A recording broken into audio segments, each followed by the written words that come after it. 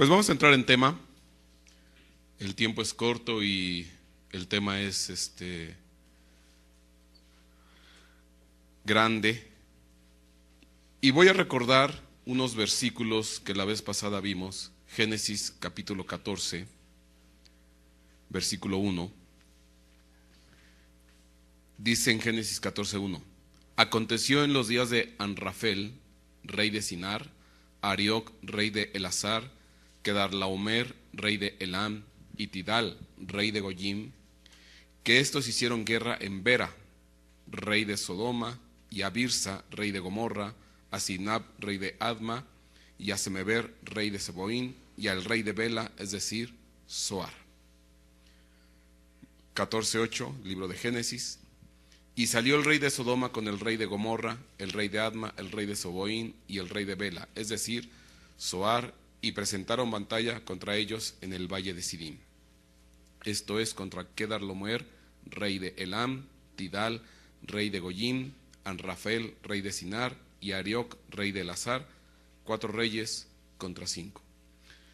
Conforme lo que habíamos estudiado la vez pasada, habíamos visto cómo Dios estableció el origen de la creación en el principio, en el Olam, y habíamos visto que se tuvo que levantar un sacerdocio, el sacerdocio de Melquisedec, para presentar fuerza y batalla contra aquellos que se estaban sublevando de parte de otros universos, cosmos. Convendría que escuchar el tema para que pueda entenderlo más. Pero en este pasaje se nos narra de una pelea de 4 reyes contra 5 reyes. Y de los primeros 4 reyes, el líder era Kedarlaomer. Ahora, ¿por qué yo tomo a este rey? Porque es curioso que este rey es rey de Elam.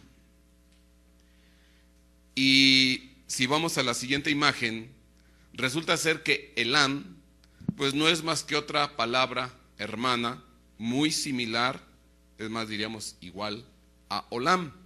Usted lo puede notar ahí perfectamente en la 5867, que es la que se traduce Elam, significa oculto o escondido, también eternidad. Si vemos la definición de Olam, pues también propiamente escondido, el punto de desaparición, eternidad, antigüedad, etcétera, etcétera. Entonces, cuando tomamos en figura al rey de Elam, estamos hablando de un rey de la antigüedad, pero no estamos hablando de una antigüedad a nivel tierra. Si todavía nos estamos yendo más atrás en el principio, en el Olam, en el inicio de la creación. Entonces yo tomo a este Kedarlaomer, rey de Elam, como figura, como prototipo, como semejanza de uno de los reyes que se levantaron en el principio de la creación y se rebelaron contra Dios. Y propiamente Kedarlaomer significa puñado de gavillas. Vemos esta imagen que sigue y bueno, de alguna manera yo quise representar al rey Kedarlaomer, el rey del Elam o rey del Olam, porque de alguna manera nos está representando en la figura, en el símbolo, que este rey o reyes semejantes a este tomaron bajo control la creación. Por eso es bien claro, y ahora podemos entender cuando dice Romanos capítulo 8, que la creación está sujeta a esclavitud. Entonces Kedarlaomer, puñado de gavillas, pues da de alguna manera la idea de que tiene bajo control, bajo esclavitud, ciertos sectores de la creación. Bueno, eso lo vimos la vez pasada. Pero algunos dirán, bueno, eso ocurrió hace millones de años, porque si nos estamos remitiendo al principio del cosmos, de la creación, pues obviamente uno diría, ¿qué afectación puede haber hoy en día? ¿Acaso pudiera haber una afectación ya a este tiempo y ya propiamente hablando de nuestro planeta? Pues parece ser que sí. Bueno, no, más bien no parece.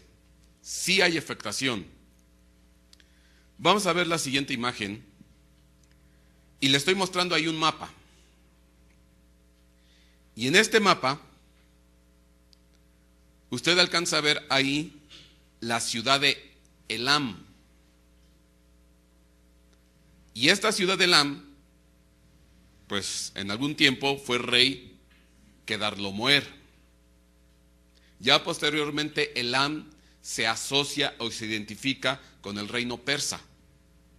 Pero bueno, ahí se nota claramente Elam y que tiene como capital Susa. Ahí lo ve usted claramente.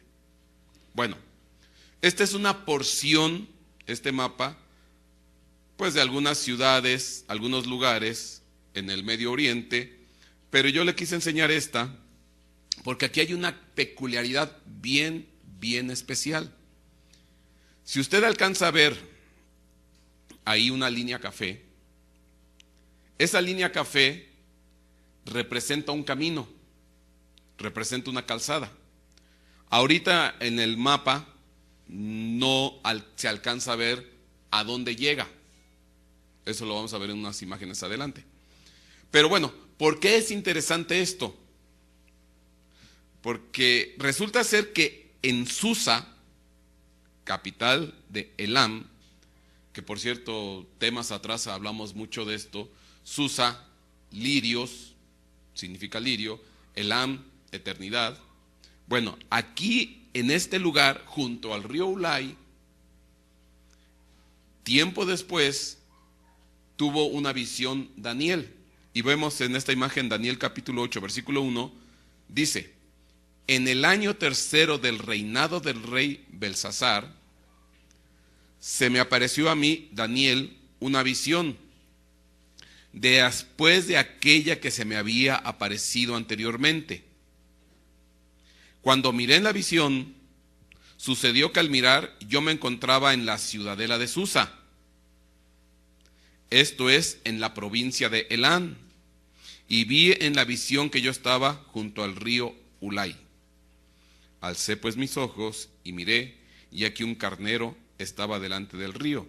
Tenía 2 cuernos, y los 2 cuernos eran altos, pero uno era más alto que el otro, y el más alto creció al último.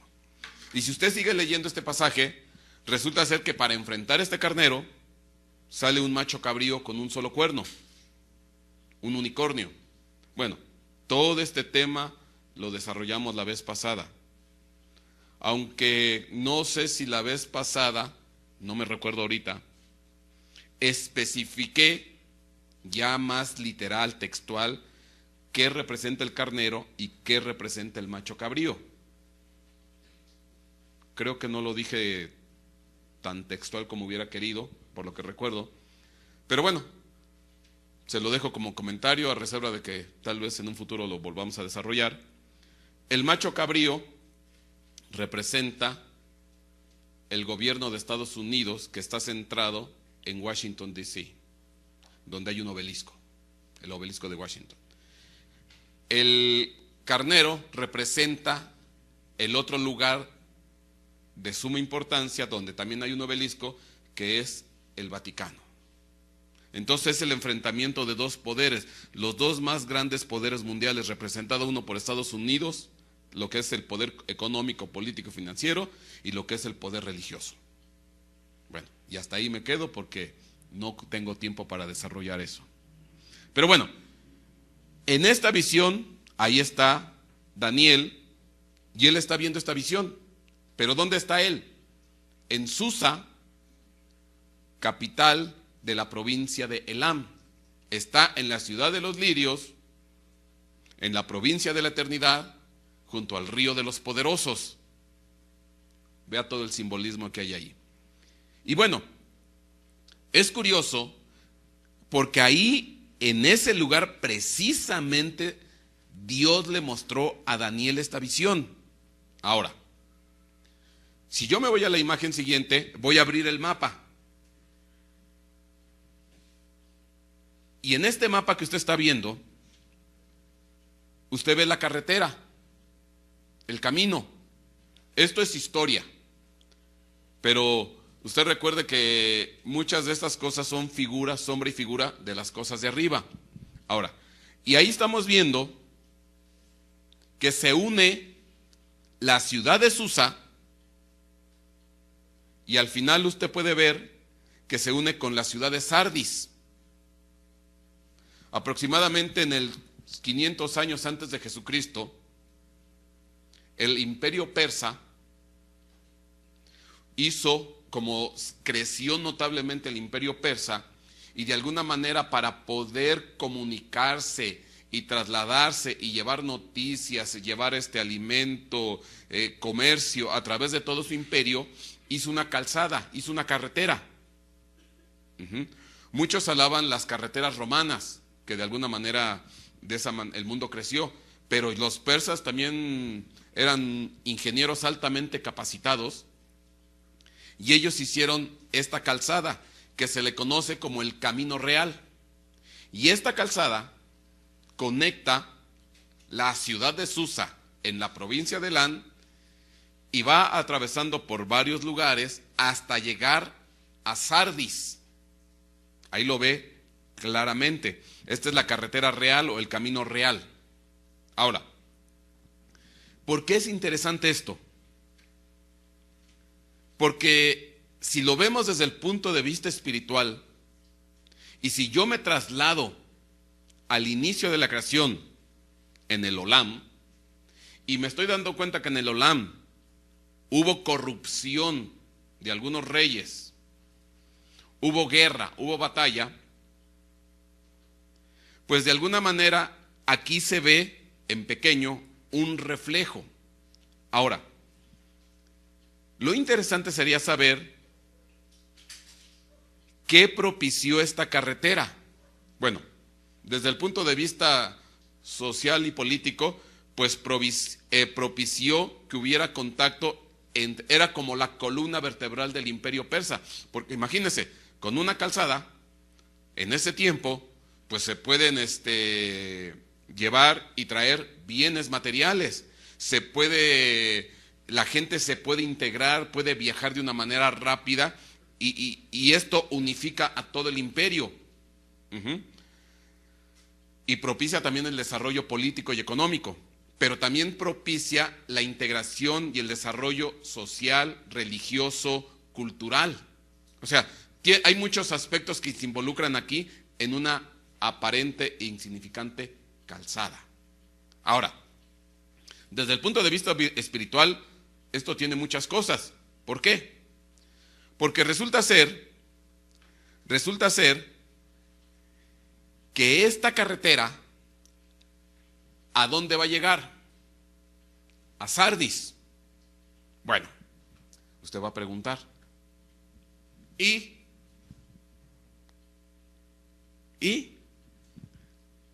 Pues el "y" se lo voy a responder, y se va a sorprender de lo que vamos a encontrar. Usted estará por ahí recordando de sus lecturas de la Biblia, Sardis. Seguramente por ahí a decir Sardis, me suena, como que yo he escuchado, yo he leído esa palabra.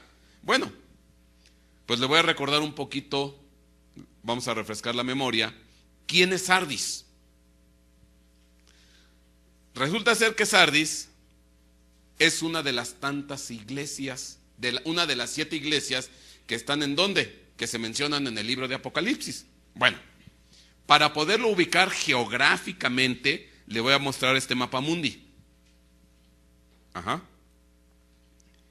Y en este mapa mundi, o esta porción del globo terráqueo, pues si ustedes se recuerdan sus clases de geografía, usted alcanza a ver ahí parte del norte de África, puede ver España, puede ver Italia, la famosa bota, todo lo que es el mar Mediterráneo, la península arábiga, todo lo que es la parte de Israel, el mar Caspio, el mar Negro. Bueno, es curioso porque le voy a poner en un recuadro la región de las 7 iglesias que se mencionan en el libro de Apocalipsis, que es más, ya usted se las debería de saber de memoria. Éfeso, Esmirna,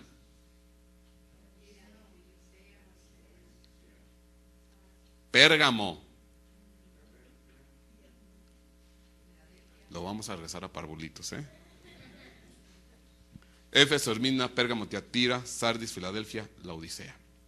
Bueno, yo le voy a poner en un recuadro la región donde están concentradas las 7 iglesias, porque es curioso.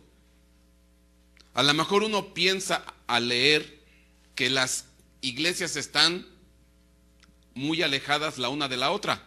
No, están las 7 iglesias concentradas en un solo punto, en lo que se llama la península de Anatolia. Entonces, vea por favor en el recuadro, ese recuadro que ve, alcanza a ver amarillo. Ahí están concentradas las 7 iglesias que se mencionan en el libro de Apocalipsis. Ahí están. Si lo ve en este globo terráqueo. Ahora, voy a hacer un acercamiento. Vamos a hacer un acercamiento para poder ya ubicar con nombre las 7 iglesias. Ajá. Y ahí dice, las 7 iglesias de Apocalipsis. Y usted alcanza a ver ahí Éfeso, Esmirna, Pérgamo, Tiatira, Sardis, Filadelfia y Laodicea. Ahí están la totalidad de las 7 iglesias. Le voy a mostrar esta siguiente imagen, ya en color, es más claro. Y de la misma manera como aparecen mencionadas en el libro de Apocalipsis, pues así llevan la secuencia. Como que hicieran una especie de media curva. ¿Lo alcanza a ver? Ok. ¿Por qué me involucro en esto? Porque resulta ser que de la provincia de Susa, digo de la ciudad de Susa, en la provincia de Elam o Olán, sale una carretera, sale un camino que se conoce como el Camino Real. ¿Y hasta dónde va a llegar? Hasta Sardis. Allí era donde terminaba la calzada, la carretera. Entonces estaba conectado todo el imperio persa por esta columna vertebral a través de este camino o esta calzada, conocida como la calzada real, y empezaba en Elam, en Susa, en la provincia de Elam, e iba a terminar ¿hasta dónde? Hasta Sardis.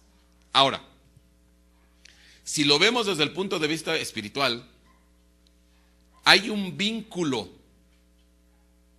entre la ciudad de Susa, en la provincia de Elam, la provincia de la eternidad, la provincia donde tiempo atrás estuvo gobernando un rey llamado Kedarlomer, un rey que de alguna manera representa un rey que en el principio de la creación se sublevó contra Dios y tomó por cautivo ¿a quiénes? A sectores de la creación. Ahora, ya me estoy moviendo en otro nivel. Entonces de aquí se está alimentando a esta región. Ahora, y llega a Sardis. Lo nota. Ahora, uno dirá, ¿habrá influencia o habrá habido influencia de la ciudadela de Susa en la provincia de Elam a través de este camino o calzada real a esta región donde están contenidas las 7 iglesias? Pues obvio que sí. Obvio que sí, porque aparte era la carretera que pues de alguna manera conectaba todo. Entonces obviamente que ahí había tráfico no nada más de comercio, había tráfico de personas, tráfico cultural, tráfico político, o sea, había todo, porque el rey persa de alguna manera tenía que estar bien informado de lo que sucedía en el reino. Y antiguamente pues no había ni correos electrónicos, ni cosas por el estilo, ni mensajitos, ni nada para poder el rey enterarse de lo que sucedía. Entonces uno de los sistemas más en ese tiempo más sofisticados para comunicar mensajes era el correo persa. ¿Y usaban qué? Esta carretera. Y ellos, y se dice que podían hacer 7 días de viaje desde el Susa hasta Sardis. con sus respectivos relevos de los distintos, las distintas postas o correos. Entonces, de esa manera, el rey estaba enterado de todo lo que sucedía en ¿dónde? En su reinado. Claro, con 7 días de diferencia en ocasiones, dependiendo el lugar. No, usted imagínese, con 7 días, hoy en día esto ya está, pero si usted recibiera una noticia de hace 7 días, diría, hoy usted en un instante recibe. Pero bueno, estamos hablando de ese tiempo. Ahora, para que usted se dé cuenta, yo quiero mostrarle a usted esta región donde están contenidas las 7 iglesias. Anteriormente se le conocía con un solo nombre. Vamos a la siguiente imagen. Resulta ser que las 7 iglesias, Éfeso, Esmirna, Pérgamo, Tiatira, etcétera, etcétera, que están ahí juntas, la región se le conocía o pertenecía a lo que es el reino de Lidia. El reino de Lidia, que probablemente, si ustedes ha sido lector de la Biblia, el nombre de Lidia seguramente le ha de traer algún recuerdo. Bueno, para los que leen la Biblia. Para los que no, pues van a decir, pues quién sabe. ¿Por qué? Porque usted se ha de acordar por ahí que hay una mujer llamada Lidia, a la cual Pablo predicó y ella se entregó a Cristo. Bueno, después vamos a hablar de ese tema. Pero esta región antes se conocía como el reino de Lidia. ¿Por qué? Porque al final, pues esta región era un solo reino, un solo imperio. Que pues el reino de Lidia, de alguna manera, estaba muy de la mano del reino de Grecia, del imperio griego. ¿Por qué? Porque lo que los separaba al uno del otro era el mar Egeo. Entonces había una franca influencia entre lidios y griegos. Había una franca influencia. Tanto lidios influenciaban a griegos como griegos influenciaban a lidios. Tan es así que en algunos consideraban a los lidios como griegos. Bueno, eso es un poquito de historia. Pero al final lo que yo quiero decirles es esto. Esta región se le conocía como la región de Lidia. Ya posteriormente vino los persas y la conquistaron, y después de los persas vino Alejandro Magno y la conquistó, etcétera, etcétera. El chiste es que esta región en realidad era una sola. Ahora, ¿por qué es interesante?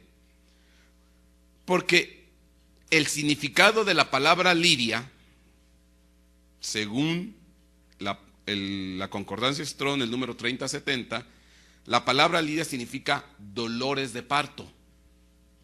Dolores de parto.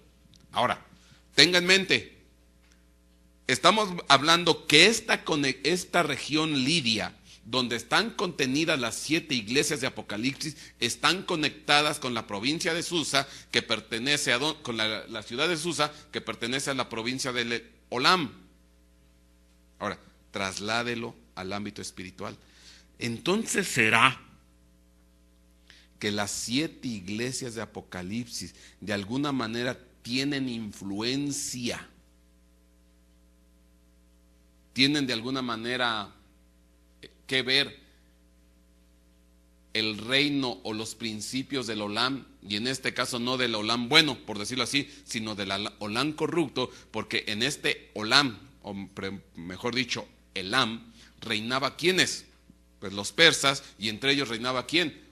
A tiempo atrás Kedorlaomer, que en el principio de la creación tomó por cautivo un rey a semejante de sectores de la creación, que después Dios tuvo que levantar un sacerdocio, que era el sacerdocio ¿de qué? De Melquisedec.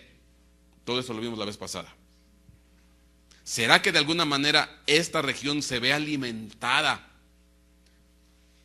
por la ciudadela de Susa? Bueno, habría que ver. Vamos a ver qué tan cierto es esto que estoy diciendo yo, y que están conectadas por este camino real. Bueno, vamos a la siguiente imagen, simplemente para que usted se recuerde. Y ahí ve usted el camino real, ahí ve la ciudad de Susa, en la provincia de Elam, que se conecta hasta Sardis. Pero ya estamos viendo claramente que Sardis es donde está la región de ¿quién? De lo que era ¿qué? Lidia. Y Lidia pues simplemente era un reino que ya después, posteriormente, pasó bajo sucesivas manos, los persas, los griegos, los romanos, pero al final en esta región quedaron contenidas ¿quiénes? Las 7 iglesias de Apocalipsis. Ahora, es bien interesante, yo me preguntaba, ¿por qué Dios o por qué Cristo en los 7 mensajes a las 7 iglesias escoge precisamente estas 7 iglesias? Porque estas 7 iglesias con el paso de los siglos se han vuelto ícono, se han vuelto, ¿cómo decirle?, prototipo, símbolo de los distintos estados de la iglesia. Han hecho infinidad de estudios, usted puede encontrar un montón de estudios en libros de escatología, ahí en internet, y estas iglesias son tipo. Se han hecho tantos estudios, la iglesia de Pérgamo, Éfeso, tantas, porque al final en estas 7 iglesias están contenidas ¿qué? De alguna manera, pues algunos dicen 7 características, 7 distintos tipos de iglesias.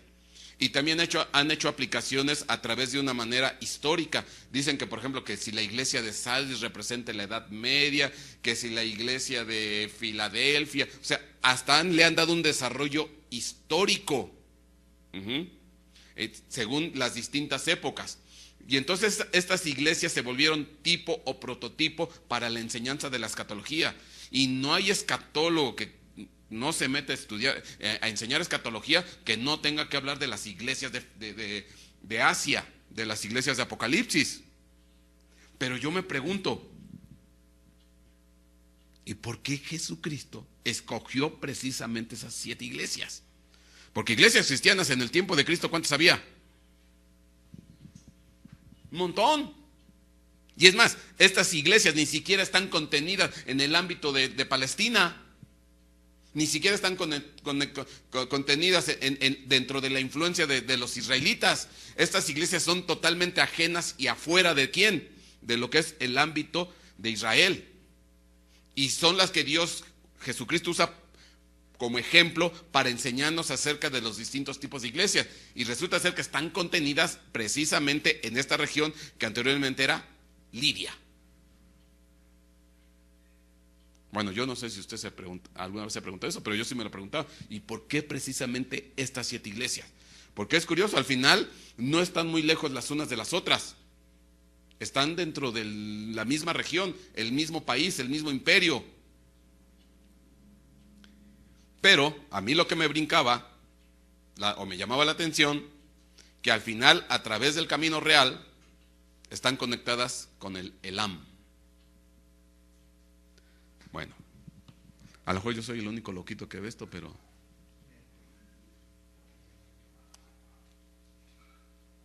vamos a ver un poquito de las 7 iglesias. Apocalipsis capítulo 1, versículo 10. Dice aquí: estaba yo en el Espíritu en el día del Señor. Amén. Bueno, eso es bien interesante. Híjole, es que si me pongo a predicar no acabo el estudio. Estaba yo en el Espíritu en el día del Señor. Bueno, nomás para comentar. Si uno quiere recibir revelación de Dios, primero hay que estar en el Espíritu. Porque a lo mejor tú puedes estar en el día del Señor. ¿Cuál es el día del Señor? El día que tú te decidiste junto con tus hermanos a congregarte. ¿Para qué? Para alabarlo, para bendecirlo, para exaltarlo, para glorificarlo. Es el día del Señor. Ay, no nos vamos a pelear que si es sábado o domingo, como tú quieras. Si tú te decides un miércoles juntarte para alabar al Señor, ese es el día del Señor. ¿Por qué? Porque todos estamos unidos en un mismo sentir, en un mismo propósito de alabarlo. Si decides un viernes, un viernes. Si quieres el domingo, el día del Señor, donde tú decides alabar a nuestro Rey. Pero bueno, hay gente que puede venir al día del Señor. Ahorita estamos en el día del Señor. ¿Por qué? Porque estamos reunidos aprendiendo de la palabra. Pero igual, aunque estemos en el día del Señor, podemos no andar en el Espíritu. O sea, el hecho de que vengas a estar en el día del Señor no quiere decir que eso no es garantía de que andas en el Espíritu. Lo bueno sería estar en el día del Señor juntos, reunidos, y que anduviéramos en el Espíritu. Eso es otra cosa. Pero bueno, por eso dice aquí, es curioso, estaba yo en el Espíritu, y más aparte, en el día del Señor. El día que todos los que vayan a la iglesia, el domingo, el sábado, el día que se reúnen y vengan todos en el Espíritu, uy, mi hermano, ese día la iglesia se cae de tanta presencia de Dios. Pero bueno, hasta ahí, porque si no, no acabo. Y oí detrás de mí una gran voz como sonido de trompeta, que decía: escribe en un libro lo que ves y envíalo a las 7 iglesias: Éfeso, Esmirna, Pérgamo, Tiatira, Sardis, Filadelfia y Laodicea. Amén. Y usted, por lo que acabamos de ver, ya se dio cuenta que pertenecen a lo que era anteriormente, ¿qué? El territorio de Lidia. Y por lo que vimos hace ratito, están conectadas ¿con quién? A través de un camino real. ¿Con quién? Con el imperio de Persa, el imperio del Elam. Prototipo y figura de los reyes que se sublevaron en el principio de la creación, que alteraron el universo, y que por eso Dios se vio en la necesidad de repararlo. ¿Se acuerdan de todo lo que vimos? O sea, repito eso para que usted se ubique. Bueno, porque yo quiero ver qué tanta influencia tiene ese caminito. Porque puede ser un camino espiritual, puede ser una vía espiritual, y algo ha de haber de influencia. Bueno, Apocalipsis 1:12, y me volví para ver de quién era la voz que hablaba conmigo, y al volverme vi 7 candeleros de oro. Amén. Y en medio de los candeleros vi a uno semejante al Hijo del Hombre, vestido con una túnica que le llegaba hasta los pies y ceñido por el pecho con un cinto de oro. Me voy hasta el versículo 20, porque mismo Jesús da la respuesta al simbolismo. Y en cuanto al misterio de las 7 estrellas que vistes en mi mano derecha y de los 7 candeleros de oro, las 7 estrellas son los ángeles de las 7 iglesias, y los 7 candeleros son las 7 iglesias. Amén. Entonces, estando él en el Espíritu en el día del Señor, le piden: escribe en un libro y vas a mandar este mensaje a Éfeso, Esmirna, Pérgamo, Tiatira, Sardis, Filadelfia y Laodicea. Y resulta ser, cuando él voltea para escuchar la voz del que le hablaba, resulta ser que ve a uno semejante al Hijo del Hombre y ve 7 candeleros. Algunas versiones ponen 7 candelabros. Bueno, ¿qué es un candelero o qué es un candelabro? Un candelabro, las ramitas, las lamparitas que están arriba, ¿son qué? Los candeleros. O sea que varios candeleros forman un candelabro. Cuando tú en algunas ocasiones se te va la luz y agarras tu velita, en tu mano tú estás llevando una candela. Estás llevando un candelero. No, pues es uno solo. Bueno, él vio 7 candeleros. Ahora, si él vio 7 candeleros, y está claro que aquí dice que cada candelero es representación de una de las 7 iglesias, pues en realidad el que vio, vemos esta imagen, pues un candelabro. Ahí está ese candelabro. Entonces, me voy a la siguiente imagen. Cada candelero o cada lámpara representa ¿qué? Una iglesia. Ahí está, ahí puedes ver Éfeso, puedes ver Pérgamo, Esmirna, Tiatira, Sardis, Filadelfia y Laodicea. Pero acuérdate que este candelabro que representa 7 iglesias contenidas en la región de Lidia están conectadas a través del camino real que se une con la provincia de Elam. O sea, insisto, yo quiero ver si de verdad hay una influencia espiritual. Bueno, ahí te pongo los números para que te ubiques. ¿Por qué los pongo así? Porque así es como se mencionan en la Biblia. Éfeso es 1, Pérgamo 2, Esmirna 3, Tiatira 4, Sardis 5, Filadelfia 6 y Laodicea 7. Ahora, pon atención.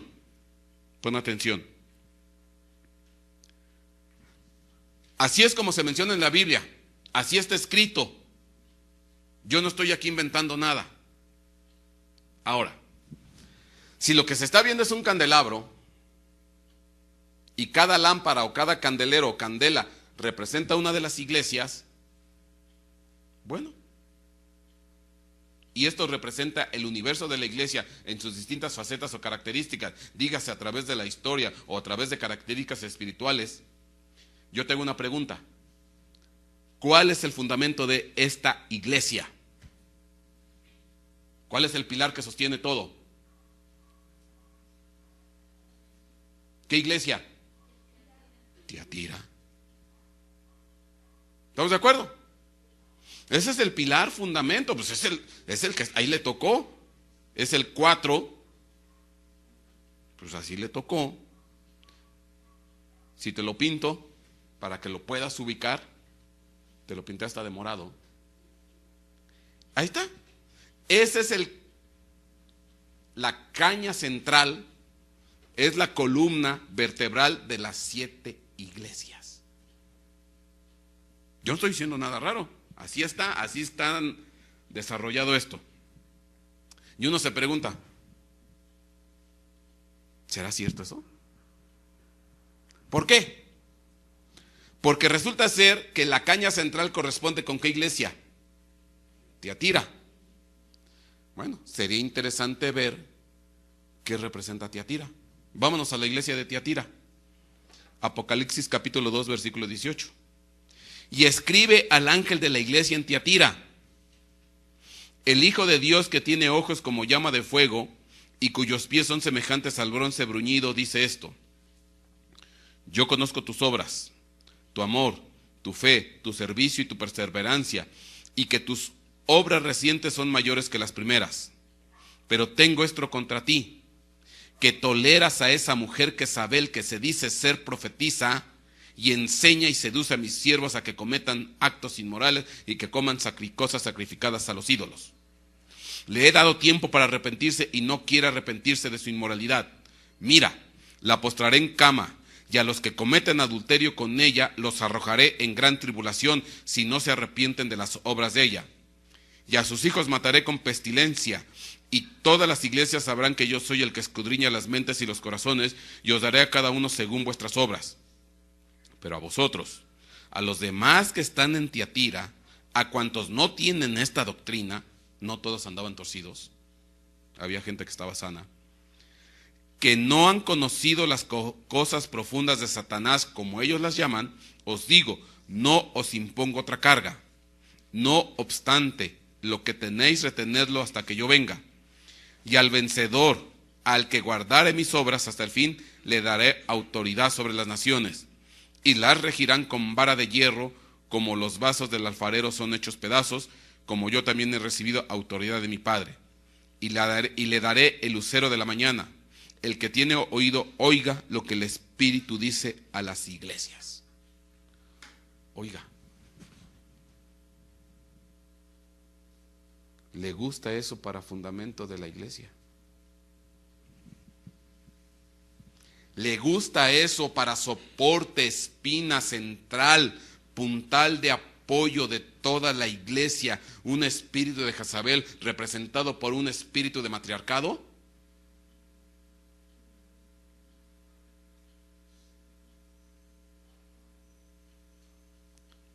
¿Será? ¿Será que hoy en día las iglesias tienen problemas de potestades femeninas, de espíritus de Jezabel, de espíritus de matriarcado? Que de alguna manera a través de la profecía y a través de la enseñanza tienen influencia y que aquí dice, porque también le van a echar candela al ¿cómo se llama? Al mensajero, porque dice aquí, ¿dónde dice?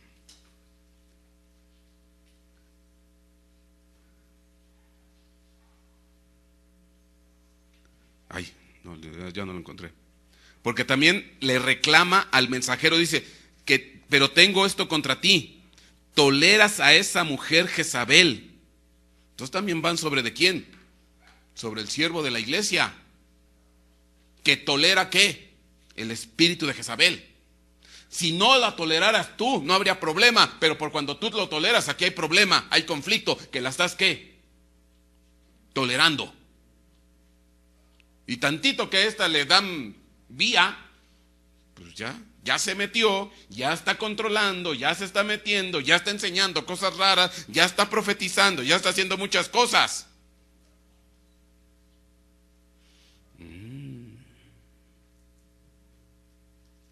Y qué curioso. Ahora, honestamente esto a mí no me gusta como para que fuera el puntal soporte de la iglesia.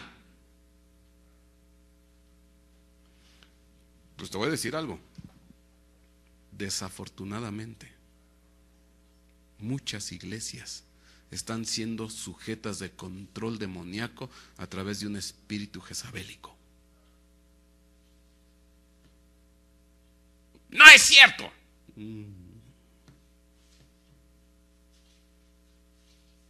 Hay cantidad de iglesias que están siendo objeto de manipulación y control demoníaco por un espíritu de Jezabel. Ahora, el problema, como vamos a ver en un rato, no es el espíritu de Jezabel. Ese no es el problema. Voy a limpiarte la imagen. Y ahí está el candelabro. Ahí está la caña central, iglesia de Tiatira. Y ves en esta imagen, ahí está Jezabel, tomando control y autoridad de la iglesia.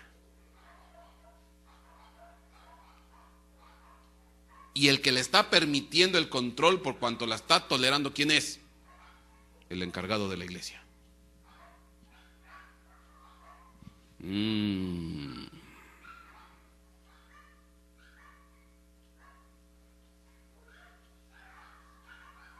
No me gusta.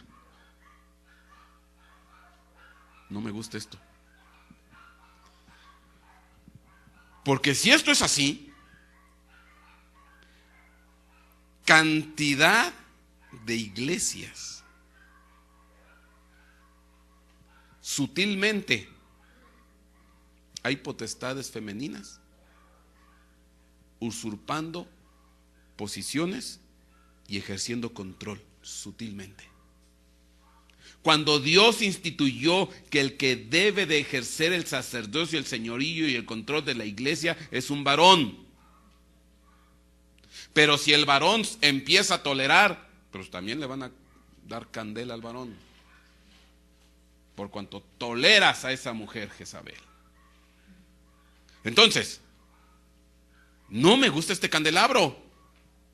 Ahora, qué curioso, porque este candelabro, en la región de Lidia, donde están contenidas las 7 iglesias, se está alimentando ¿de quién? A través de un camino, de una vía, que viene ¿desde dónde? Desde Persia o Elam. Y que de alguna manera, en la figura, en un tiempo atrás, ahí había un rey llamado Kedorlaomer que tomó bajo control sectores de la creación allá arriba. Pero es curioso, al final esta es la misma gata, nada más que revolcada. Ahora no es el rey Kedorlaomer. Ahora es un brazo que crece a través de ¿qué? De un matriarcado jezabélico que está ejerciendo control y está esclavizando a la iglesia.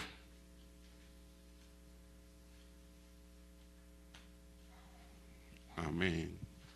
Bueno, yo sé que a lo mejor algunas hermanitas no van a decir amén.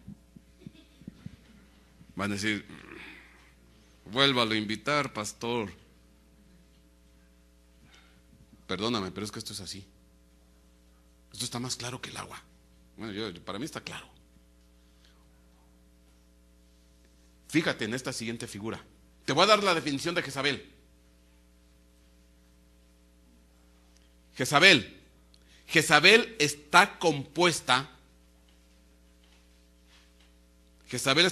de 2 palabras. 3:36 y 20:83 de la Concordancia Strong. Significa casta. Así se traduce, casta. que de casta no tiene nada. Pues dice que enseña y provoca inmoralidad, ¿en quiénes? En los siervos. Otra traducción de Jezabel es la no casada. La no casada. La siempre virgen. Que es lo mismo. De casta no tiene nada. Por no decirlo de otra manera. Pero, o sea, como que da una idea de pureza.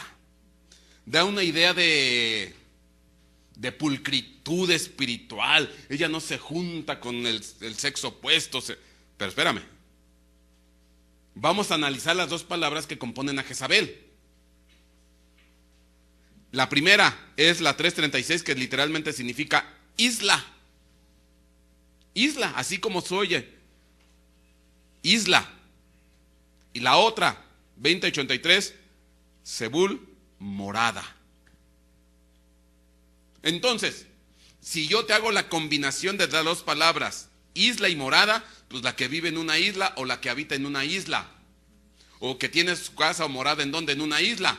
Pues sí, pues por esa situación es en apariencia casta. Porque no tiene de otra. ¿Está qué? Aislada. Está solitaria. Entonces en apariencia, por eso se mantiene ¿qué? Casta y pura, no casada. Pero bueno, esa es la apariencia oficial. Porque esta mujer se da sus permisos, agarra su lanchita, se va de la isla y se va a la costa. Sí, ¿me explico? Pero después llega a vivir en la isla. No. Es como cuando antes decían un ermitaño, ¿no? Una gente que se aísla, que se va al cerro, al monte, y ahí, ¿cómo le llamaban estos? Pero creo que hay otra palabrita, no me acuerdo. Pero bueno, el chiste es que se aíslan para no tener contacto con el mundo, para no contaminarse, y puro cuento. ¿De qué sirve que te aísles del mundo si la contaminación la tienes en la mente y en el corazón? El hecho de alejarte de tener contacto físico con ciertos grupos, ciertas regiones o ciertos lugares, eso no te quita nada. Si al final la contaminación la llevas dentro, de la abundancia del corazón habla la boca. Entonces por muy solo que estés, estás igual de contaminado. O sea, pero bueno, pero es curioso que esta significa, así si hago una traducción cruda, literal, la que vive o habita en una isla. Y por eso se le da la denominación de casta. Pues sí, porque está viviendo aislada y solitariamente. Pero esa es la apariencia. ¿Por qué? Porque una isla, al final, ¿qué es una isla? En realidad una isla es una montaña. Una isla es una montaña. ¿Qué es lo que se ve de la isla? Pues nada más la parte de la cumbre de la isla. Pero la mayoría es lo que está, ¿qué? Cubierto por el agua. Eso es lo que no se ve. Y ese es el sustento y el soporte. Entonces, ¿qué es lo que te quiero decir? Que el espíritu de Jezabel no es el problema lo que se ve. Te voy a decir algo. Los espíritus jezabélicos en ocasiones son bien evidentes, se detectan así, mira, es matriarcado, Jezabel. Se ve, se nota por las actitudes, por las características, por la manera de ser. Cuando la mujer trata de ser controladora, trata de ser manipuladora, trata de ser seductora, cuando trata de... Eso no es el problema. Eso se ve, así como tú ves la isla, pues es lo que se ve por fuera. El problema es lo que está debajo de Jezabel. Lo que no se ve, que es la mayoría.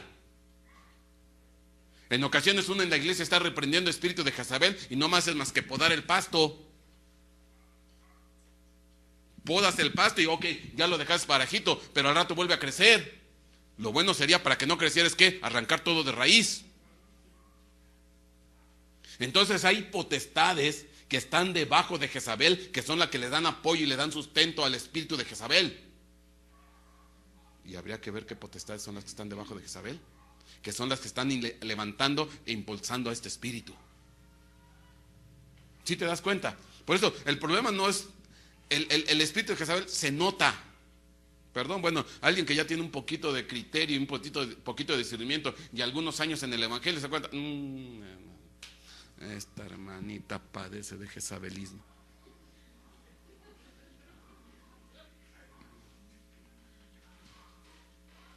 Bueno, yo tengo detectado quiénes, allá en donde yo estoy. Aquí no, yo no conozco a nadie, para que no se me vayan a ofender, ¿eh? Aquí no, yo no conozco a nadie. Pero bueno, ¿qué características tiene este espíritu? Apocalipsis capítulo 2, versículo 20. Vamos a ver de qué se le acusa. Pero tengo esto contra ti, que toleras a esa mujer Jezabel que se dice ser profetiza y enseña y seduce a mis siervos. Entonces, es profeta, enseña y seduce a mis siervos a que cometan actos inmorales y coman cosas sacrificadas a los ídolos. Pero yo me quiero centrar en la palabra de en medio. Enseña. Porque tendría que hablar del espíritu de profecía y tendría que hablar del espíritu de seducción y nos echamos aquí otras 3 horas. No, yo me quiero centrar en la porción que significa enseña. Enseña. ¿Por qué? Porque te voy a recordar un pasaje de una recomendación de Pablo. Bueno, más bien de una actitud de Pablo, y hoy vas a entender por qué esa actitud de Pablo. En la primera carta a Timoteo capítulo 2 versículo 12 dice: yo no permito que la mujer enseñe. Eso dice Pablo. No permito que la mujer enseñe ni que ejerza autoridad sobre el hombre, sino que permanezca esta callada. Y obviamente que esto choca. Esto choca. Sobre todo la liga femenil de hoy en día van a decir: ¡ah! ¡Machismo! ¡Intolerancia! ¡Retrógrada! ¿Y por qué? Le digo que luego brota el espíritu. Luego. ¡Ah!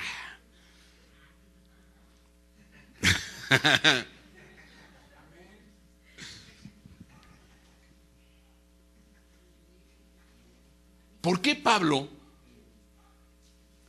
se pone de esta manera tan tajante? O sea, porque uno que, bueno, y si lo leyeran, estos pasajes los leen la gente de afuera que no es cristiana, si aún a los cristianos o a las cristianas les cae en el hígado que les digan eso, a ver, usted, calladito, usted se ve más bonita. Cállese.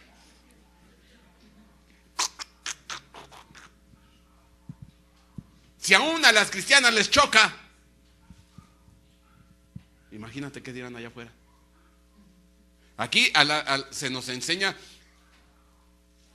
estar bajo autoridad, sujeción a la autoridad, obediencia. Y bueno, llevamos, no sé, 20 años predicando y de sujeción nada. Ahora imagínate los de afuera. Y que de repente oigan que cállese.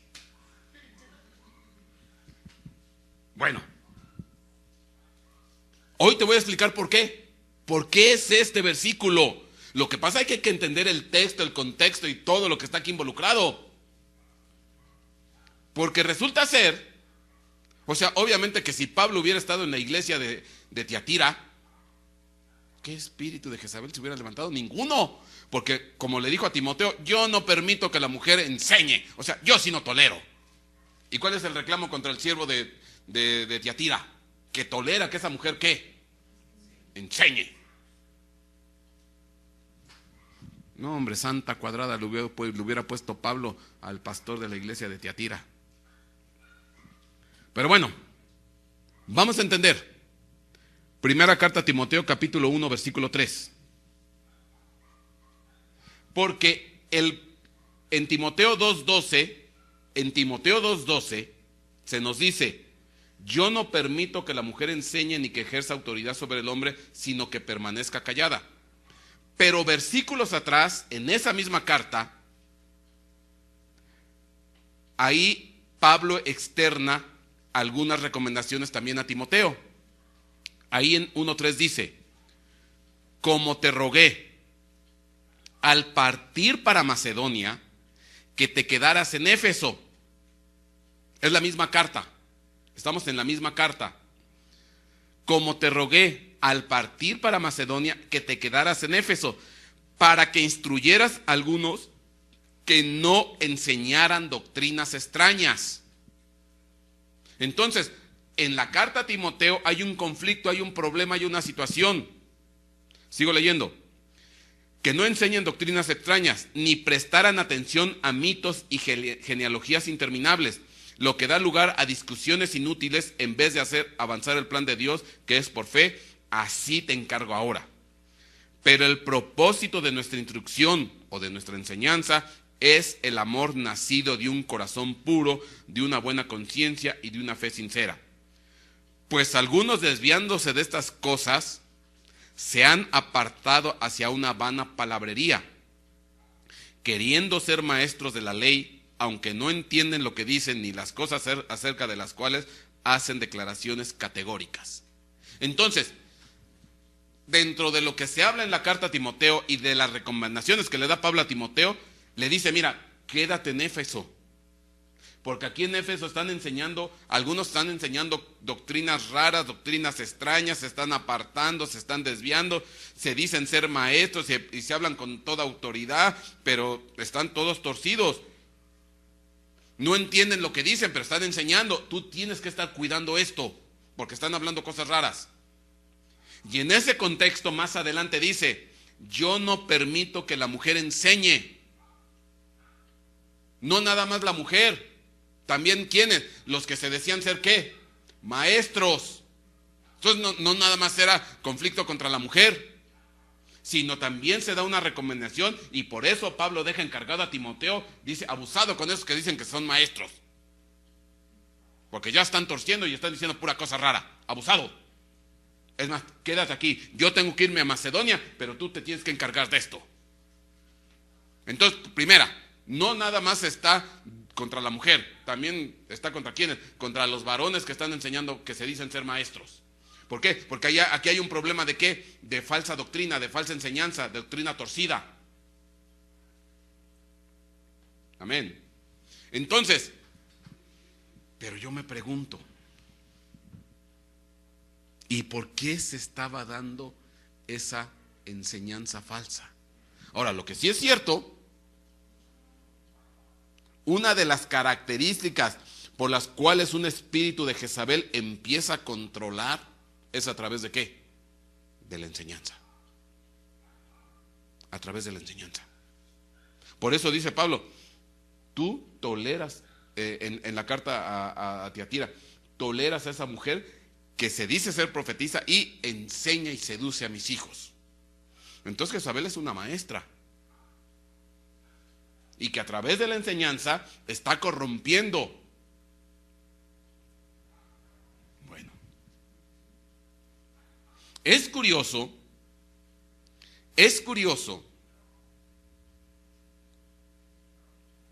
porque si yo me regreso al candelabro, ¿quién era el puntal sostén de ese candelabro, de la iglesia representada por las 7 iglesias en el candelabro? Tiatira. ¿Y cuál es el problema principal de la iglesia de Tiatira? Un espíritu de matriarcado, un espíritu de Jezabel.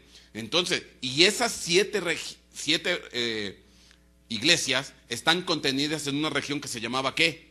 Lidia. Entonces parece ser que esa región estaba siendo sujeta de influencia, de enseñanza, a través de ¿quién? De espíritus o potestades femeninas, o espíritus de matriarcado o de Jezabel. Y estaban permeando ¿qué? Toda la región, porque al final el sostén o el puntal de esa región era un espíritu de matriarcado. Entonces pareciera ser que ese era el problema de ¿qué? A nivel espiritual de la región, no de la localía de una sola iglesia, sino de toda la región. Tú sabes que hay regiones que tienen ciertas peculiaridades y ciertas características. Si yo te hablo de la zona rosa, ¿de qué te estoy hablando? De homosexualismo, de sexo depravado, de drogas. Si yo te hablo de la zona norte de nuestro México, ¿de qué estoy hablando? De violencia extrema, de asesinato, de muerte. Dependiendo de la zona, hay ciertas características que permean en la zona. Entonces, ¿cuál era una condición que estaba permeando en toda la región de Lidia, donde estaban contenidas las 7 iglesias? Que estaban empezando a tomar control y autoridad. ¿Quiénes? Las mujeres. Entonces, si eso es así, cuando Pablo le dice, yo no permito que la mujer enseñe, eso se le dijo ¿a quién? A Timoteo. ¿Y a dónde le recomendó que se quedara Timoteo? En Éfeso. Entonces, y Éfeso es una de las 7 iglesias que pertenecen ¿a dónde? A la región de Lidia. Y en la región de Lidia estaba permeando en toda esa región una potestad femenina llamada Jezabel. Y entonces cuando Pablo dice, yo no permito que la mujer hable, ¿por qué?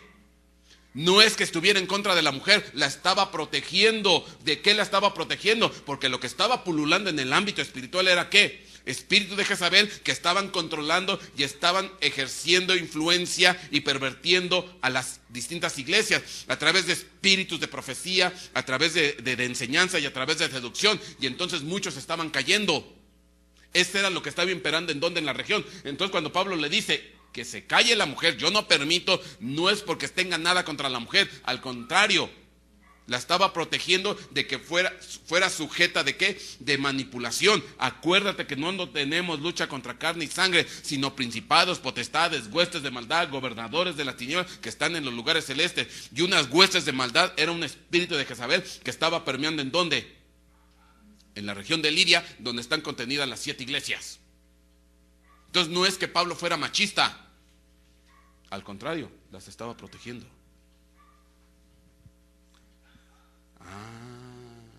Y yo que antes le cargaba carrilla a Pablo. ¿Sí te das cuenta? Eso era lo que estaba pasando. Estaba habiendo enseñanza rara, doctrina rara, pero ya estaban despuntando ¿quiénes? Las mujeres. Bueno, ¿no me crees? Te lo voy a comprobar. Porque aquí Pablo le dice a Timoteo, quédate aquí en Éfeso, te rogué. Porque yo tengo que ir ¿a dónde?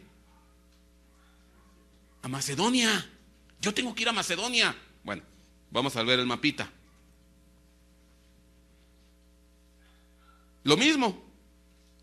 Del lado derecho, ahí está el lugar donde están las 7 iglesias.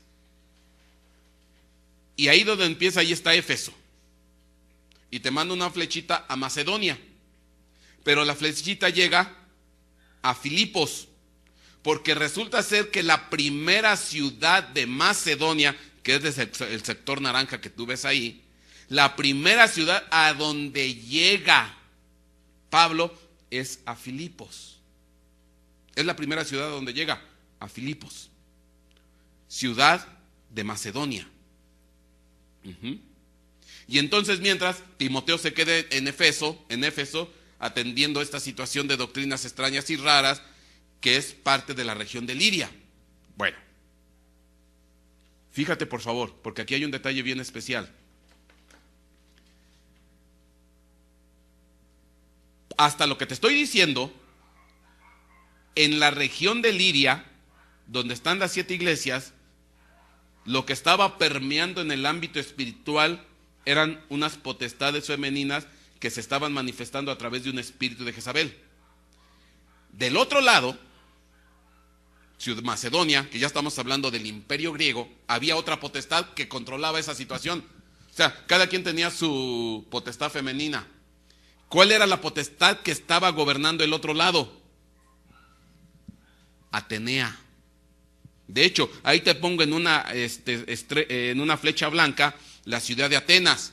¿Y qué había en la ciudad de Atenas? Bueno, ese nombre se debe porque era el nombre de la deidad principal que gobernaba y controlaba toda esa región, que era ¿quién? Atenea. ¿Y Atenea quién era? Se le considera como la diosa de la sabiduría de los griegos. Que por cierto, llegó a tener tal poder y tal impacto Atenea, que aún llegó a desplazar en algunas regiones al mismísimo Zeus. O sea, le rendían más adoración a Atenea que a Zeus. Como suele suceder en nuestro pueblo mexicano, que le rinden más adoración a María que a Cristo Jesús. En la religión oficial así es. La que se lleva las palmas, ¿quién es? María. Y a quien ponen en segundo lado, ¿quién es? Jesucristo o Dios. Pues algo similar. Quien ahí recibía más atención, más adoración, más incienso, ¿quién era? Atenea. Y era la que controlaba ¿qué? Toda la región. Era la que controlaba toda la región. Ahora, es curioso porque Pablo le dice a Éfeso: tú quédate aquí arreglando este asunto. Yo me tengo que ir ¿a dónde? A Macedonia. Y te voy a decir cómo fue que llegó a Macedonia, porque llegó a través de una visión. Vamos a ver, Hechos capítulo 16, versículo 9. Dice ahí: por la noche se le mostró a Pablo una visión. Un hombre de Macedonia estaba de pie suplicándole y diciendo: pasa a Macedonia y ayúdanos. Cuando tuvo la visión, enseguida procuramos ir a Macedonia, persuadidos de que Dios nos había llamado para anunciarles el evangelio. Así que zarpando de Troas, navegamos con rumbo directo a Samotracia y al día siguiente a Neápolis.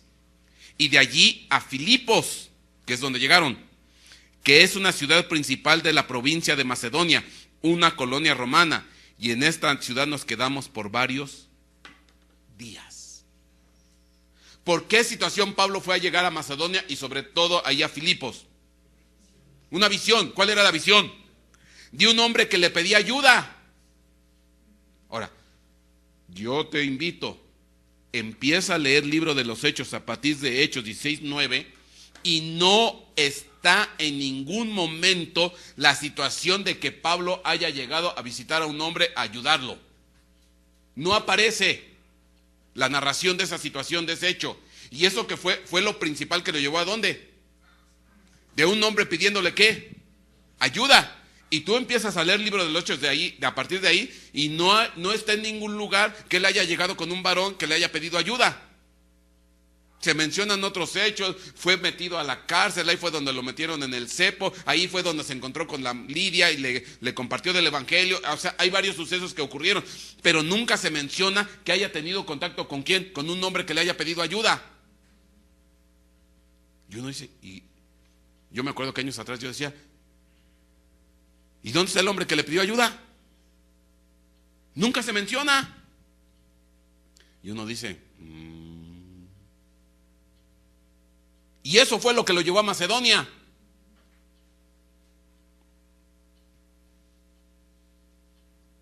Bueno, ahorita te voy a explicar. Te voy a enseñar Atenas. Ahí está Atenas, Atenea, la diosa de la guerra, diosa de la sabiduría. Según esta, dependiendo de las distintas versiones, se hace acompañar de una serpiente, o se hace acompañar de un búho, o de las dos al mismo tiempo, la serpiente y el búho. Si te contara cómo nació esta Atenea, es un poco raro cómo nació, porque había una profecía que decía que Zeus iba a ser muerto por uno de sus hijos. Entonces, para evitarse problemas, cuando le anunciaron que iba a nacer esta Atenea, en el momento que nació se la comió. Luego se la comió, según narra la mitología. Y resulta ser que con el paso del tiempo empieza a tener dolores de cabeza. Y le dolía la cabeza y le dolía la cabeza. Y cuando le dolía la cabeza, le pidió a no me acuerdo qué, a Ares, a uno de sus tantos dioses, ahorita no me recuerdo el nombre, porque tenía dolor de cabeza. Entonces vino y le dio un hachazo en la chirimoya, ¡pah! Le parte la cabeza a Zeus, y en el momento que le parte la cabeza, nació ¿quién? Salió gritando con grito de guerra esta Atenea.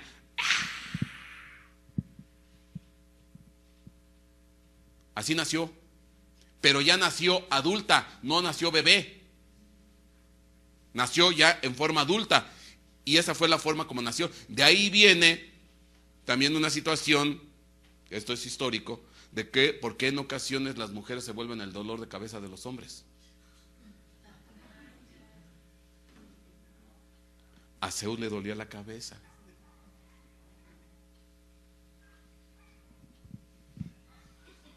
Ya se me quedaron viendo feo.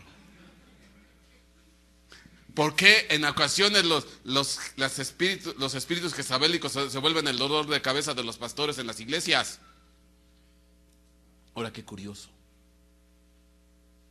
Porque Lidia, la región donde están las 7 iglesias, significa ¿qué?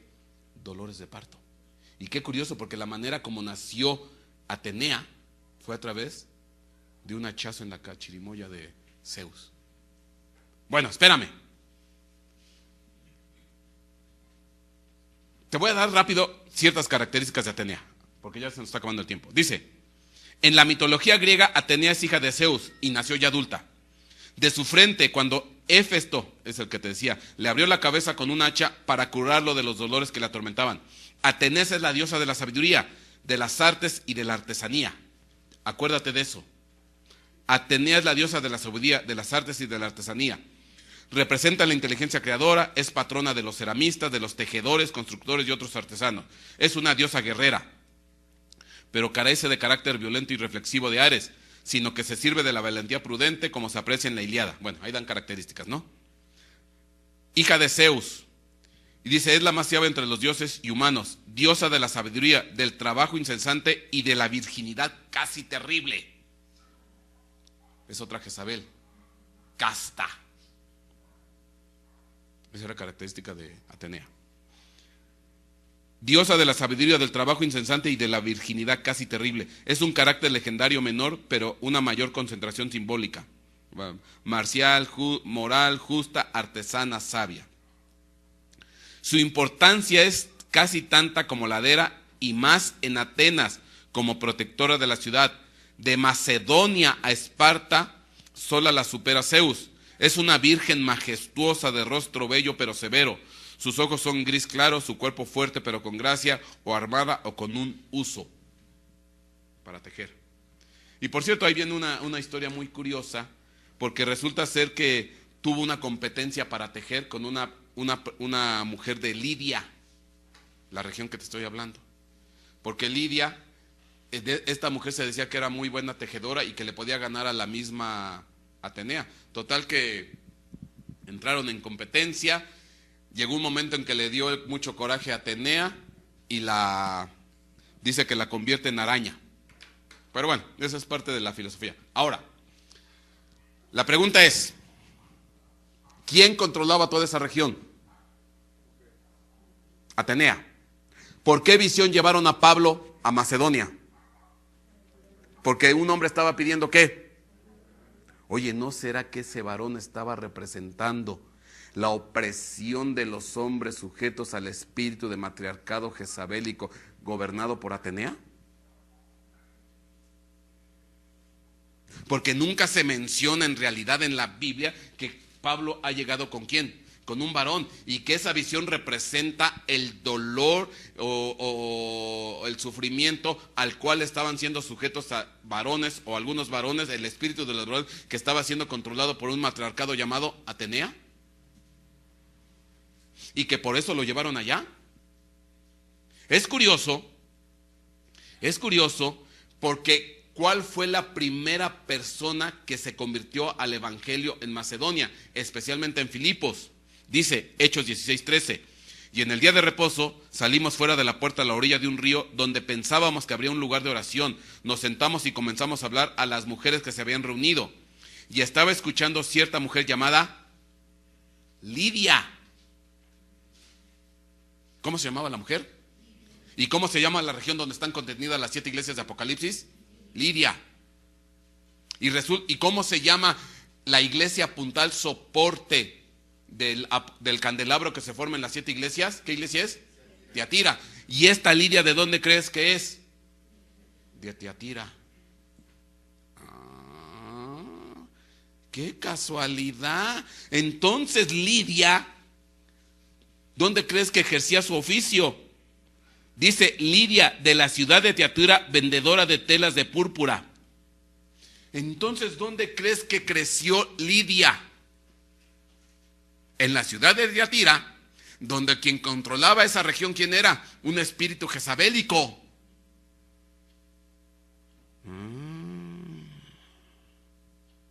Qué curioso, qué casualidoso. Y resulta ser que esta Lidia de Tiatira se transporta a Filipos. Yo me imagino que para comprar material o veto a saber qué. Y dice ahí que adoraba a Dios. Y el Señor abrió su corazón para lo que Pablo decía. Cuando ella y su familia se bautizaron, nos regó diciendo: si juzgáis que soy fiel al Señor, venid a mi casa y quedaos en ella. Y nos persuadió a ir. Entonces es curioso, porque la primera persona convertida al evangelio, y esta mujer es famosa porque es la primera persona convertida al evangelio en toda Europa, porque ya Filipos pertenece a la región de Europa, es Lidia. Pero Lidia viene de una región que está bajo control demoníaco de un espíritu de matriarcado jezabélico, de Lidia y de la ciudad de Tiatira, donde está asentado el espíritu de Jezabel. Entonces, qué tremendo que Pablo, a quien primero va a ministrar y a predicarle el evangelio, ¿es a quién? A una mujer que está sujeta en sus inicios a un espíritu de matriarcado. Y entonces, ¿cómo crees que se iba a empezar a quitar el yugo sobre los varones? Pues que las mujeres se convirtieran a Cristo de una manera verdadera y sensata, y tendrían que dejar su espíritu jezabélico. Esa es la mejor manera de poder ayudar al varón.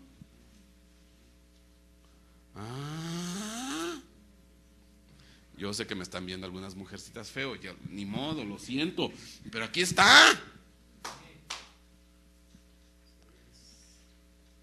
Espérense que después empate el partido, porque así les va a ir a los varones ahorita. Y crean que esto es... Sí, ve qué irónico, qué curioso. Entonces, si toda la región de Macedonia estaba bajo el gobierno de Atenea y la región de Lidia estaba bajo el gobierno de Jezabel, que al final son primas hermanas o hermanas primas, como tú quieras, que ambas representan la virginidad, la castidad, la sabiduría, la enseñanza, la maestría y la instrucción, pues, y a Timoteo lo dejan encargándose de Jezabel y Pablo se va a encargar de Atenea.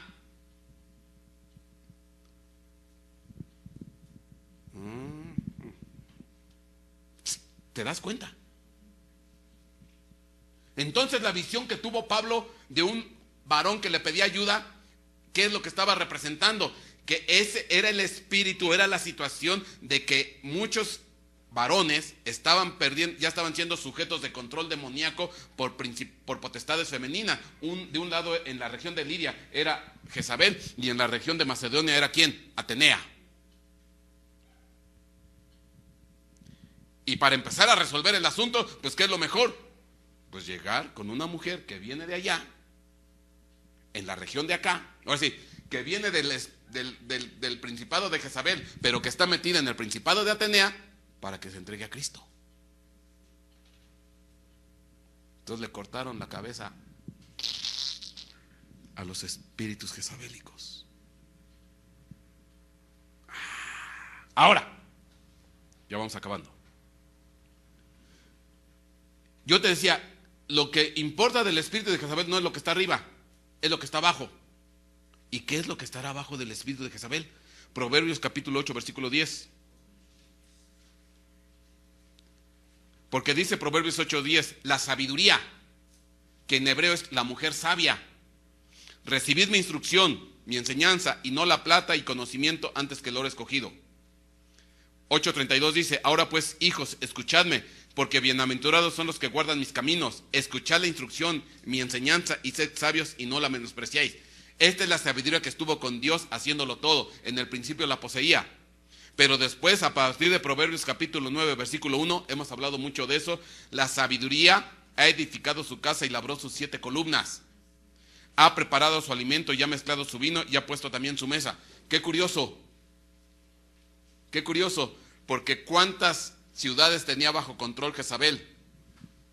7. Y aquí dice que la sabiduría, ¿qué? Labró sus 7 columnas. ¿Y qué es lo que dice de Jezabel? Dice, que le daba alimento contaminado a sus siervos. Y aquí dice que prepara su mesa. Entonces al final, ¿quién es la que está detrás de Atenea? ¿Quién es la que está detrás de Jezabel? La sabiduría que cayó.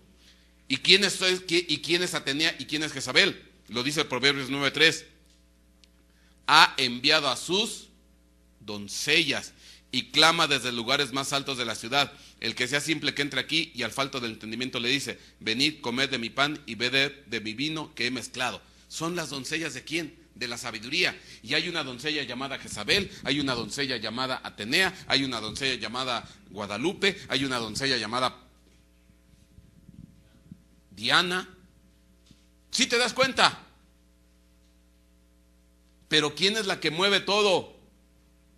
La sabiduría que cayó desde el principio.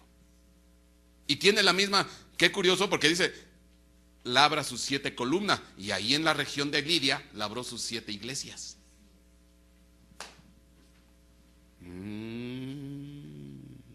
Y es curioso porque en Roma está rodeada de 7 colinas.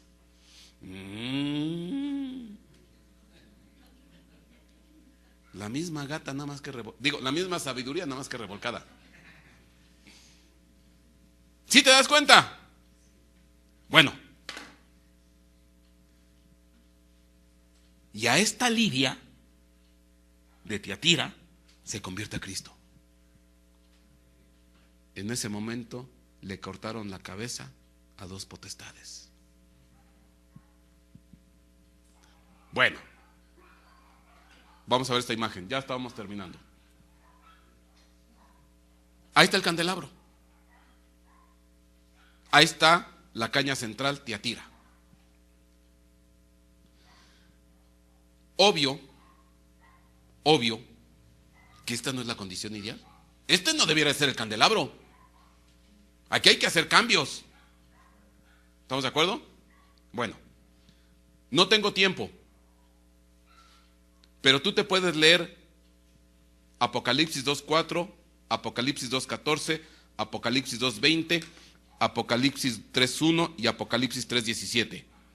Son porciones del mensaje a Éfeso, Pérgamo, Tiatira, Sardis y Laodicea. No los vamos a leer para abreviar tiempo. Pero en estos pasajes, en Éfeso, Pérgamo, Tiatira, Sardis, Laodicea, siempre hay alguna recriminación de parte de Dios a estas iglesias.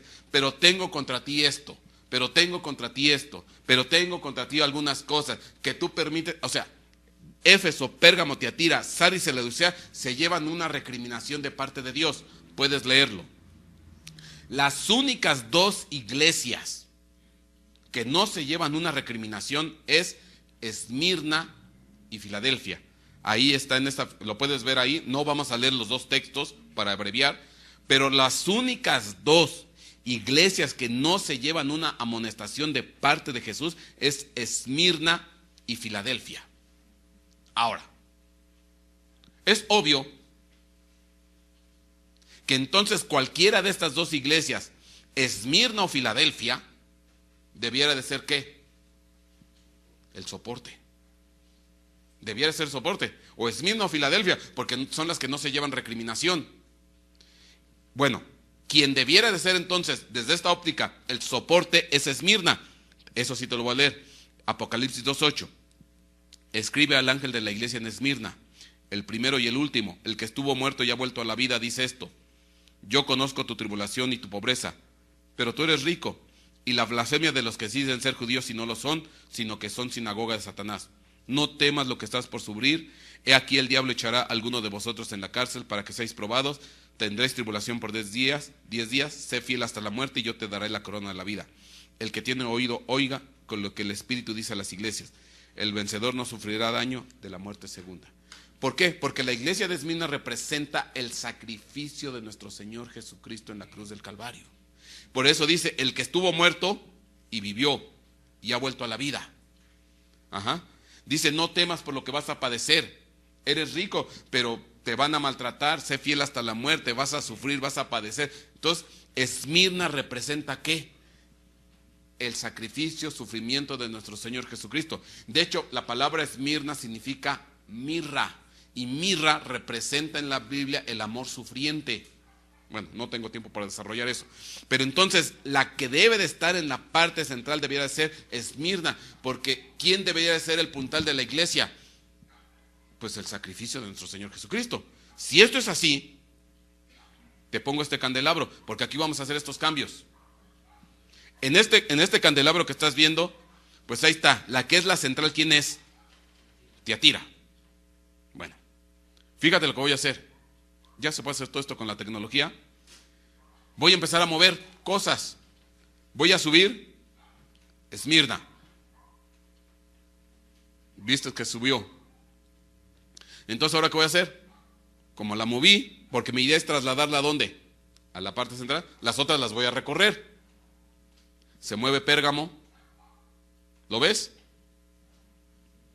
Bueno, no sé si... Se mueve Tiatira.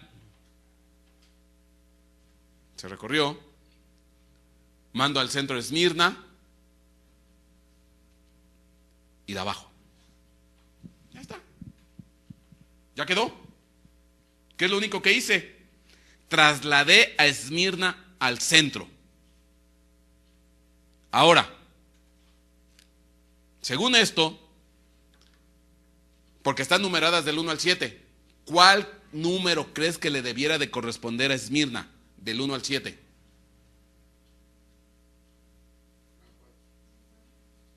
¿Qué número le debería de corresponder a Esmirna? ¿Qué es el sacrificio? ¿Qué debería ser la caña central? El 7. Porque 7 es ¿qué? La perfección. El 7 le debería de corresponder ¿a quién? A Esmirna, porque es el sacrificio perfecto de nuestro Señor Jesucristo. Tú ves 4 porque lo estás numerando así, 1, 2, 3, 4, pero espiritualmente el número que le corresponde debería ser ¿qué? 7. No sé si me di a explicar. Es el sacrificio perfecto de nuestro Señor Jesucristo. Bueno, entonces Esmirna, porque ahí aparece con un 2, lo voy a cambiar y debiera de ser un ¿qué? Un 7. ¿Lo viste? Bueno, ya está. Ya lo único que voy a hacer es renumerar todo lo demás en la secuencia. Perga, como que tiene el 3, se convierte en 2, 1, 2. Tiatira, que es 4, pues ahora va a ser 3. Me brinco. Sardis, que es 5, pues es 4. Filadelfia, que es 6, es 5. Y la Odisea se vuelve 6. Cuando lo ves así, es más, ya está ahí correspondencia, porque el número 5 es número de gracia. ¿Y a quién le toca la gracia? A Filadelfia. La iglesia que tiene poca fuerza pero no ha negado su nombre, y a la iglesia que le van a abrir una puerta que nadie puede abrir y cerrar y que la va a guardar de la hora de la prueba que viene sobre el mundo entero. Y el 5 ya es gracia. Por ejemplo, Pérgamo es 2 y en Pérgamo se habla del testigo fiel, Antipas.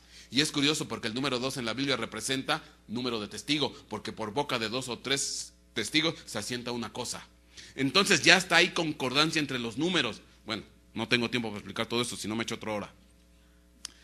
Ya lo único que tendríamos que hacer es ¿qué? Corregir el color. Ahí está. La caña central queda en dorado, la de Filadelfia queda en dorado y las demás quedan en violáceo. Porque son las únicas que se llevan reprensión y las dos no se llevan. Este es el verdadero candelabro. Entonces, ¿qué quiere decir? Que para llegar a este candelabro hay que empezar a hacer ¿qué? Movimientos, cambios, ajustes. Si no haces ajustes y cambios en la iglesia, no esperes que se manifieste este candelabro, porque mayoritariamente el otro es el que está. Entonces hay que empezar a hacer cambios, hay que hacer movimientos, hay que hacer ajustes para cortarle la cabeza ¿a quién? Los espíritus jezabélicos, los espíritus de sabiduría, los espíritus atenienses. Termino con esto. Y al final este candelabro pues no es más que la representación del sacrificio de Cristo. Esto es el verdadero. Este es el candelabro del Olán correcto. El primero era el candelabro del Olán incorrecto, el que está alimentado por el camino real de la ciudad de ¿qué? Elam. Pero este es el que debe de permear en la iglesia. ¿Sí te das cuenta? Ya nomás como cultura personal, lo que ves aquí es el Capitolio. Esto ya nomás es simplemente cultura personal. En Estados Unidos, ¿qué es el Capitolio? Donde se asientan los senadores, los demócratas, los republicanos, donde se trazan, se dirigen, se votan las leyes de Estados Unidos, del Congreso. Pero en la cúpula hay una mujer, no sé si la alcanzas a ver, bueno, te voy a hacer un acercamiento, que se llama Columbia. Ahí está esa mujer llamada Columbia. Es la misma. Y esta es la que está sobre el Capitolio. Otra potestad femenina. Tienen poder, tienen capacidad. Si no están sujetas a Cristo y si se les tolera. Bueno, la que está en el Capitolio es Columbia. Pero ¿cómo crees que se dedica a enseñar esta mujer? Porque ¿cuál es la característica de esta mujer? Que enseña, que seduce y que enseña a fornicar a sus hijos. Tú conoces la foto de la derecha, ¿sí? Porque has recibido mucha enseñanza de esa mujer. ¡No es cierto! ¿Cómo no? ¿Cuántas películas de la Columbia Pictures te has aventado?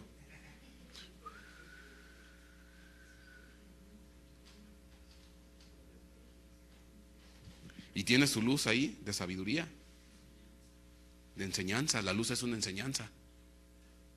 Entonces, ¿esta mujer qué hace? Y le enseña a tus hijos, le enseña a tus abuelos, le enseña a tu familia, a todo mundo a través de todo este planeta.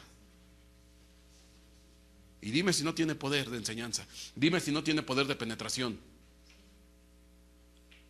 Bueno, para que me creas, esta es una vista del Capitolio. ¿De qué se hacía acompañar a Atena? De un búho. Ahí está el Capitolio, una planta. Pero la última imagen lo voy a rotar para que lo veas. Es el mismo Capitolio. ¿Y en dónde crees que está metido? ¿Qué ves ahí rodeando al Capitolio?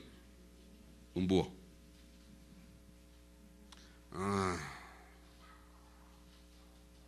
Qué casualidad.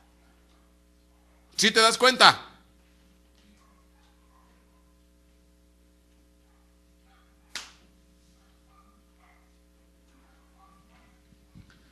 Es curioso porque termino. Yo he tenido algunos sueños donde me he peleado con vírgenes.